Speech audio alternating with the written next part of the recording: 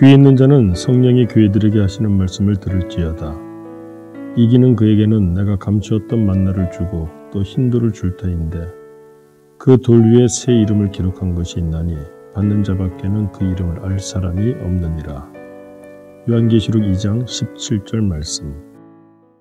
이 아침 우리에게 주시는 하나님의 말씀은 이기는 자에게 주실 하나님의 약속된 기록을 담고 있습니다. 이기는 자에게 주시는 하나님의 선물, 약속 무엇인가요? 크게 두 가지로 이야기합니다. 이기는 그에게는 내가 감추었던 만나를 주고, 감추었던 만나라고 하는 것은 이스라엘 백성이 출애굽한 이래로 광야에서 농사짓지 못하고 아무것도 할 수 없습니다. 그럼에도 불구하고 하나님이 그들의 생명을 유지하게 하기 위해서 세워주셨던, 공급하셨던 일용할 양식을 의미하죠. 그것을 주신다는 겁니다. 걱정하지 마라. 하나님이 책임져 주신다. 또 한 가지는 무엇입니까? 이기는 그에게는 내가 감췄던 만나를 주고 또 흰돌을 줄 터인데, 흰돌이라고 하는 것은 상징적으로 의미하는 바가 큽니다.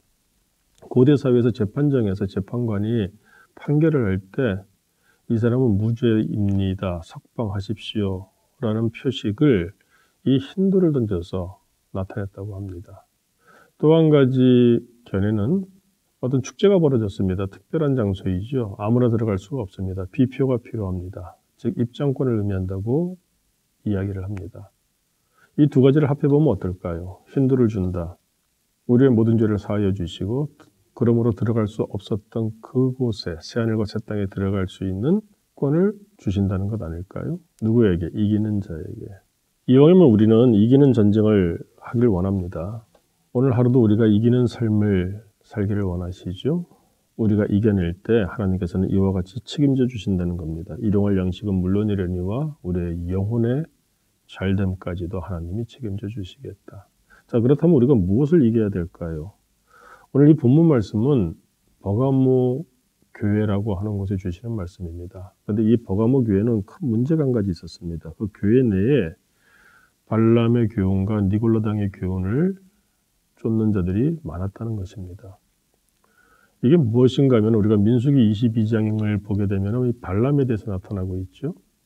쉽게 얘기해서 하나님을 믿는 선지자임에도 불구하고 돈 몇 푼 때문에 그 신앙을 저버리는 사람, 하나님의 백성을 저버리는 사람, 하나님의 말씀을 저버리는 사람, 이런 사람을 대표합니다. 발람의 교훈은 무엇일까요? 먹고 사는 문제 때문에 하나님을 저버리는 사람, 더 나아가서 잘못된 것을 가르쳐서 하나님의 백성이 어긋나게 길로 가게 하는 사람, 우상을 숭배하게 하는 사람, 이런 겁니다.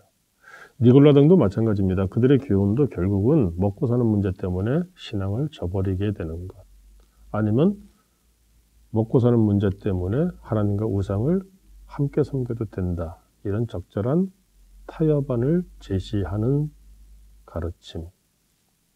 어떻습니까? 요즘 우리의 삶 가운데 그런 모습들이 비일비재하다고 느껴집니다. 코로나 때문에 사는 것이 어렵죠. 여러 가지로 몸도 마음도 또 경제적인 삶도 공고합니다. 그러다 보니까 적당하게 타협하고 싶고 또 신앙적으로 좀 양보하고 싶고 미루고 싶고 더 나아가서 저버리고 싶을 때도 있죠. 그런데 오늘 성경은 말씀합니다. 그것을 이겨야 된다. 그 사람이 이기는 자이고 그런 사람은 우리 주님께서 귀히 보시며 보아라, 내가 책임져 주겠다. 너의 일용할 양식 책임져 주겠다.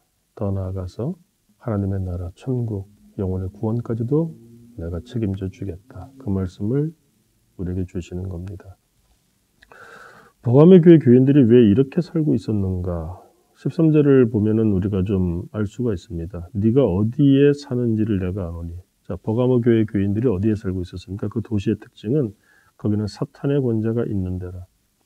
사탄의 권자가 있다고 합니다. 이 사탄의 권자에 대해서는 의견이 분분한데 그냥 한마디로 말하자면 로마 황제를 우상시하는 곳이었다는 겁니다. 사람이 하나님의 자리에 앉아 있습니다. 왜? 하나님을 경외하지 않기 때문이죠. 문제는 그와 같은 가르침, 그와 같은 풍조를 강요를 한다는 겁니다. 그런데 교인들이 거기에 따라간다는 것이죠. 왜? 황제를 우상화하면 그 대가가 주어지겠죠. 먹고 사는 문제, 어려운 가운데 그들에게 먼저 우선권이 주어지겠죠. 그러다 보니까 자꾸 타협하게 되는 것입니다. 하나님을 섬기되 황제도 하나님과 동격으로 섬기고 물질도 그와 동격으로 섬기고 그러다 보니까 하나둘 풀어지다 보니 끝이 없어지게 되겠죠. 주님이 말씀하십니다. 이와 같은 세상 풍조, 미혹을 이기는 사람이 이기는 사람이고 그렇게 이기는 사람으로 인정되어질 때 하나님께서는 그에게 감추어진 만나와 힘들을 주시겠다 이렇게 약속을 하셨다는 겁니다. 오늘 우리 하루의 삶은 어떠할까요?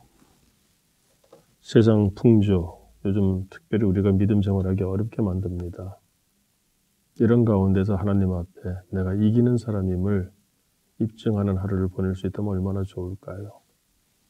그래야 한다면 하나님이 책임져 주신다고 오늘 성경은 약속하고 있습니다. 기도하겠습니다.